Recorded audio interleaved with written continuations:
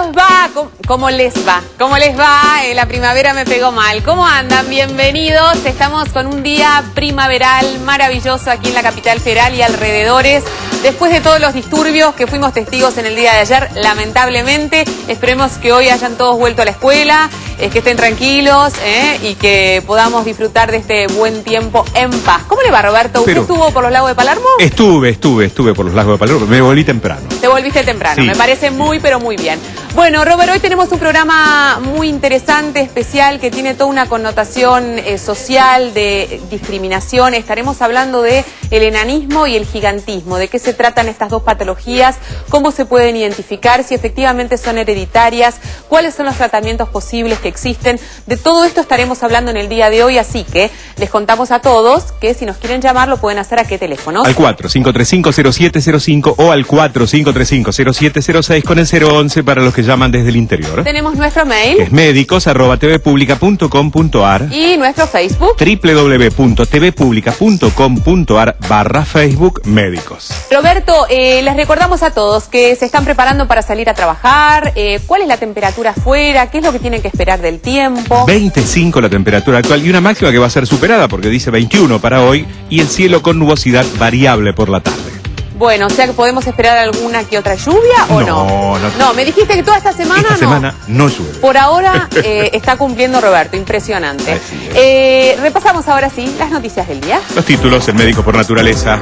Retiran jarabe. ADMAT informa que ha retirado del mercado de manera preventiva 15 lotes de las especialidades medicinales Pulmosan Pediátrico y Pulmosan Forte.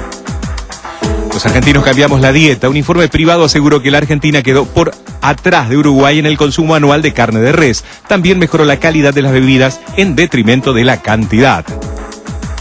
Un nuevo analgésico imita la marihuana, un compuesto que ha sido probado en ratas de laboratorio. Podría abrir las puertas a nuevos analgésicos que actúan sobre los receptores cannabinoides, los mismos que responden a los efectos de la marihuana.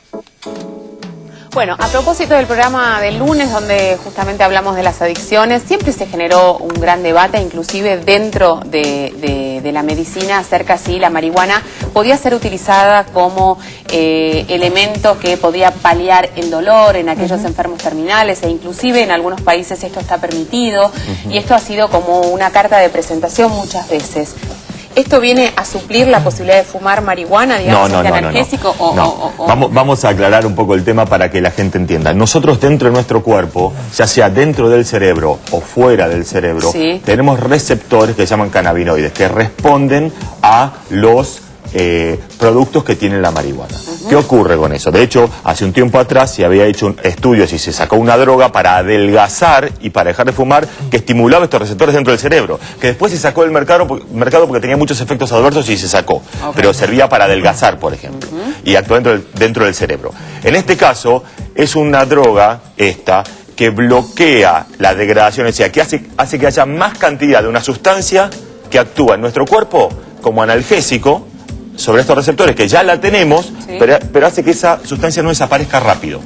Entonces, sirve para eso. ¿Cuál es la ventaja de esta droga nueva? Probada en ratas, todavía no en humanos, y es que no entra dentro del cerebro. Entonces, actúa en los receptores del dolor periféricos, pero no actúa dentro del cerebro, con lo cual esto hace que no tenga el efecto potencial. Ojo, aunque la otra droga que se utilizaba, aunque entraba dentro del cerebro, no generaba el impacto de la marihuana. No es que uno tenía el efecto como si hubiera fumado marihuana. No es así. Bueno, pasamos a otro tema que también es muy, pero muy importante, que tiene que ver con la ingesta de un medicamento en particular.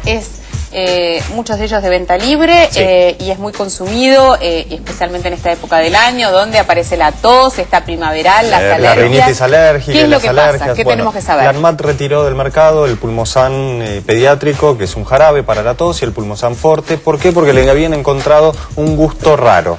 En principio el jarabe no tiene ninguna otra contraindicación, solo las características estas que se denominan organolépticas, pero no tiene ninguna alteración en la función. No se han detectado efectos adversos, pero como medida preventiva se sacó del mercado. Abajo, como siempre, estamos poniendo los lotes de ese jarabe para que ustedes chequen si tienen alguno en casa.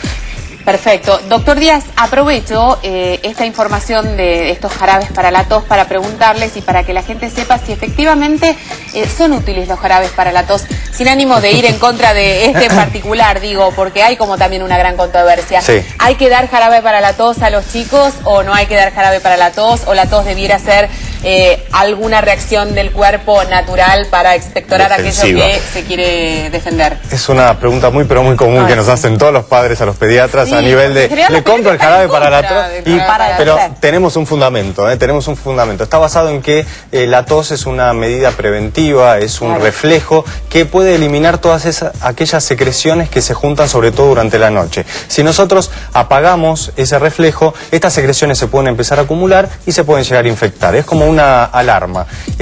Hay casos donde, sobre todo en algunas neumonitis, que son inflamaciones muy específicas del pulmón, donde tienen muchísima, pero muchísima tos que los despierta de noche, no los deja dormir. Bueno, en esos casos nosotros indicamos, pero no como una medida popular que ante la presencia de tos indiquemos estos jarabes. Bueno, tenemos mucho de qué hablar en el día de hoy. Dijimos que son dos patologías que generan muchísima discriminación en general en la sociedad, que tienen como un gran peso más allá de tenerla, y esto muchas veces tiene que ver con la desinformación. En general la discriminación tiene que ver con la desinformación, tiene que ver con la ignorancia. Por eso nos pareció muy importante hablar de estos problemas, de estas dos patologías que se pueden presentar, para saber si efectivamente esto tiene una carga genética, si uno puede preverla, si uno puede modificar el transcurso de esta enfermedad, si existen los tratamientos oportunos. Empezamos por el principio. Fuimos a consultar al doctor Marcos Manabela y nos habla en este caso del déficit y el crecimiento de la glándula de crecimiento. La hormona de crecimiento es la hormona encargada de regular fundamentalmente el desarrollo de muchos órganos y sistemas, pero que tiene que ver con el crecimiento ponderal en estatura de las personas. Cuando existe un exceso de hormona de crecimiento y ese exceso se desarrolla o se produce durante la niñez o durante la adolescencia, antes de que se cierren los cartílagos de crecimiento, a ese exceso se lo denomina gigantismo. Cuando esto se produce ya en las personas adultas, después de que se cerraron los cartílagos de crecimiento, a esto se lo denomina acromegalia. La situación inversa, cuando hay una falta de hormona de crecimiento, cuando esto se produce en los niños, es lo que da origen a los cuadros de déficit de hormona de crecimiento, lo que se llama habitualmente enanismo, y existe también este trastorno en las personas adultas, que es lo que se denomina déficit de hormona de crecimiento en el adulto. Cuando existe un déficit de hormona de crecimiento, fundamentalmente en los niños o antes de la pubertad, esto se manifiesta a través de se frena la curva de crecimiento normal que los pacientes tienen, y esto hace que haya una diferencia con la estatura objetivo genética que ese paciente va a tener y empieza a quedar por debajo de eso. Normalmente los pediatras están habituados a hacer este tipo de diagnóstico. El diagnóstico del déficit de hormona de crecimiento en el adulto es un poco más complejo y en general se sospecha cuando este paciente ha sufrido una cirugía o radioterapia sobre la zona de la glándula donde se origina la hormona de crecimiento, y en forma secundaria al antecedente del paciente se sospecha que esto pudiera suceder. Con respecto a lo que es el exceso de la hormona de crecimiento, por el contrario, en chicos que tienen una estatura muy por arriba de lo que es su talla objetivo genética, se sospecha de que pudieran tener un exceso de la hormona de crecimiento, a diferencia de lo que sucede en las personas adultas, donde ya no pueden crecer en estatura y las manifestaciones clínicas tienen que ver con cambios físicos bastante característicos, pero que se los sospecha muy poco y que son producto de este exceso de la hormona de crecimiento. Es simple hacer el diagnóstico del exceso de la hormona de crecimiento en prepúberes, antes del desarrollo, por lo que les decía recién, son chicos que son mucho más altos que sus compañeros, que cuando el pediatra lo va evaluando en los controles periódicos, ve que su curva de crecimiento está muy por encima de lo que debería. A diferencia de lo que sucede en el adulto, como ya están cerrados los cartílagos de crecimiento y no pueden crecer en altura, empiezan a tener manifestaciones que fundamentalmente son cambios en las extremidades. Crecen las manos, crecen los pies, cambian los rasgos faciales con engrosamientos de todos los surcos, engrosamientos del ala de la nariz, se produce lo que se denomina prognatismo, que es cuando crece el mentón, y esto da cambios faciales característicos, pero en forma secundaria también se produce diabetes, hipertensión, cambios articulares en un paciente joven que tiene dolores articulares muy frecuentes, y asociados a estos cambios uno tiene que sospechar de que pudiera haber un exceso de hormona de crecimiento. Bueno, me parece que esto último es como lo más importante y lo más destacable cuando hablamos de este tipo de patologías. ¿Por qué? Porque ya no nos focalizamos solamente en la parte física, si esto efectivamente es el indicador o es el diagnóstico que nos permite y les permite, en este caso a los médicos, darse cuenta de que hay un déficit o un desorden en la hormona de crecimiento, sino todas aquellas cosas que sí le pueden ocurrir al cuerpo orgánicamente a partir de este diagnóstico, que es lo que al fin y al cabo importa. Preguntar cuál es la diferencia, doctor Berman, entre el gigantismo y la acromegalia, digamos, porque el doctor recién Manabelo hacía una diferenciación entre cuando esto es diagnosticado de chico y cuando es diagnosticado de grande, digamos, que se manifiesta de manera distinta. Esa es la idea. Nosotros tenemos huesos que crecen y en un momento dejan de crecer. Sí. Y hay una parte del hueso que se llama epífisis, que después Ezequiel nos va a contar el tema de la edad ósea que se hace con los chicos, que es el lugar donde el hueso va creciendo. Exacto. Si uno tiene aumento de la hormona de crecimiento, cuando ese hueso todavía no dejó de crecer, el hueso va a seguir creciendo. Entonces sigue creciendo, sigue creciendo, sigue creciendo, y el chico es mucho más alto de lo que debería ser para su edad. Cuando ya el hueso dejó de crecer, se cerró, ya crecimos, ya está, tuvimos nuestra pubertad, somos adultos jóvenes, y de repente empezamos a tener manifestaciones distintas, y aparece esta hormona de crecimiento. Cuando ya están todos los huesos cerrados, empiezan a crecer huesos de manera distinta, y lo que más crece son las manos, los pies y la parte inferior de la cara. Perfecto. Y ahí tenemos las diferencias entre una cosa y otra. Ahora, quedó clarísimo. Si yo tengo un hijo que es excesivamente alto para la edad que le corresponde, hay que consultar. ¿Me debiera preocupar? Normalmente lo que hay que hacer es entender que las curvas de crecimiento que miden los pediatras engloban al 95% de los chicos, o para abajo o para arriba. Cuando un chico está por debajo o por arriba del 95% de los chicos, hay que consultar. Cuando, por ejemplo, el chico tiene 20 compañeritos y él es el más bajito de todo, tiene 19 compañeros más altos que él, hay que consultar. Ahora, es muy importante el tema de la edad. ¿Sí? Porque en general los problemas de crecimiento y de déficit, sobre todo de hormona de crecimiento, por ahí no se empiezan a manifestar hasta los 2-3 años de vida. Por eso la importancia del control periódico es fundamental, porque esto se forma con la curva. No importa una foto en un momento, sino la evolución. ¿Cómo se mide un déficit de la hormona de crecimiento? ¿Es un test muy complejo No. o es...?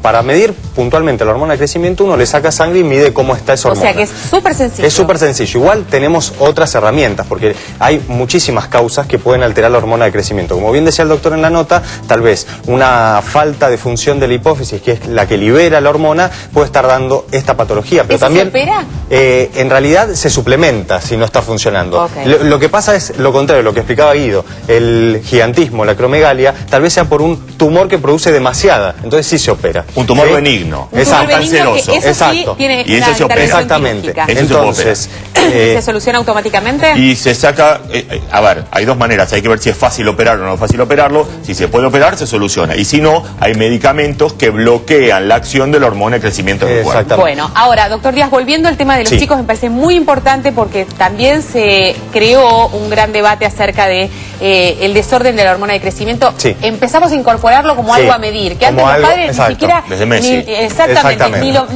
Ni lo considerábamos como una Exactamente. Y posibilidad. bueno, Messi mediáticamente puso esto en boca de todos y en la pregunta, en la consulta. Entonces, lo que uno le dice a los padres cuando viene a la consulta y tiene un chico donde ve que tiene una talla baja, primero es no desesperarse. ¿Por qué? Porque esto lleva un tiempo. Hay muchísimas causas que hay que descartar primero. Claro. Sobre todo, primero hay que medir a los padres y realmente saber cuál es la estatura de los padres, que muchas veces no la saben bien. Saben más o menos, así que hay que medir a los padres y estimar cuánto es lo que va a crecer. Perfecto. Después, hay patologías que hay que descartar. Hay algunas que estuvimos hablando ya en nuestros programas, el Prader-Willi, la verdad es que tenía problemas. Tal vez el hipotiroidismo puede dar problemas de talla baja. El más común en nuestro país es la desnutrición, pero no la desnutrición aguda, ¿sí? Donde vemos chicos raquíticos, digamos, sino esa desnutrición crónica, oculta, que se da por una dieta pobre en distintos alimentos, pobre en micronutrientes, sobre todo en calcio, en hierro, en zinc, que sirven para crecer, y son chicos que uno los ve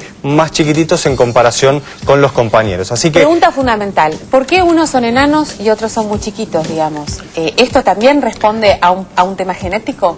Totalmente, el tema genético es fundamental, por eso es ver a los padres. Después, el ambiente. O sea, pero el enanismo uno lo detecta apenas nace el niño. Estamos hablando del enanismo, cuando vos decís, está el acondroplásico. Que tiene características especiales. Claro, a el eso que me se refiero. llama, habitualmente mal llamado, el enano de circo, donde ahí tiene un acortamiento de los miembros. El tronco es normal, eso es otra cosa, eso sí se detecta congénitamente, digamos, al nacimiento uno ya lo ve, ¿sí? Estamos hablando después de baja talla, no tiene la estatura que tendría que tener genéticamente hablando y expresando su contextura es normal. Su contextura es normal y la inteligencia también. ¿Cuánto es el tiempo o cuál es el parámetro que ustedes como pediatras tienen para dar lugar a que este chico pueda acercarse a estas medidas supuestamente promedios para la edad que le corresponde? Porque por ahí ese chiquito está un año sobrepasado o muy por debajo y después se recupera. Porque si no estaríamos todos haciendo sangre, ¿no? Es muy buena la pregunta y por eso no hay que desesperarse. Lo que vemos es nosotros ver en qué curva va creciendo ese chico. Como bien decía Guido, por ahí está más tirando hacia los más bajitos o más tirando hacia los más altos, pero sigue una misma curva. Ahora, ¿qué pasó? Si con el pasar de los meses se estancó, ¿sí? Entonces va bajando, según un corte abrupto, eso ya es un signo de alarma que nosotros tenemos como para empezar a ver qué está pasando. Dejó de crecer repentinamente. Exacto. No va a ser de un día para el otro, no es lo mismo que una otitis donde tengo fiebre, bueno, te doy el antibiótico y te lo tengo que tratar ya. Esto es, empezamos a estudiarlo, ¿sí? Así que no desesperarse y consultar. Una cosita simple. La hormona de crecimiento se libera por pulsos. ¿Qué significa esto? Que puede haber un momento que salga mucho y un momento que salga poco. Por eso con un solo análisis tampoco uno puede hacer un diagnóstico completo. Seguiremos profundizando en este tema después de la pausa. Tenemos que hacer rapidito un corte. Después estaremos hablando también de todo el aspecto psicológico y social, que juega un papel muy, muy importante para aquellas personas que sufren y padecen de esta patología. Estamos de vuelta en un minutito. No se vayan y recuerden que nos pueden llamar a qué teléfonos. 45350705, 45350706 con el 011 para quienes llaman desde el interior. Bueno, ¿sabías qué? Ya venimos. ¿Sabías que existen distintas causas para los problemas de crecimiento? Ciertos problemas de crecimiento son genéticos, mientras que otros pueden ser causados por trastornos hormonales o por una absorción deficiente de los alimentos.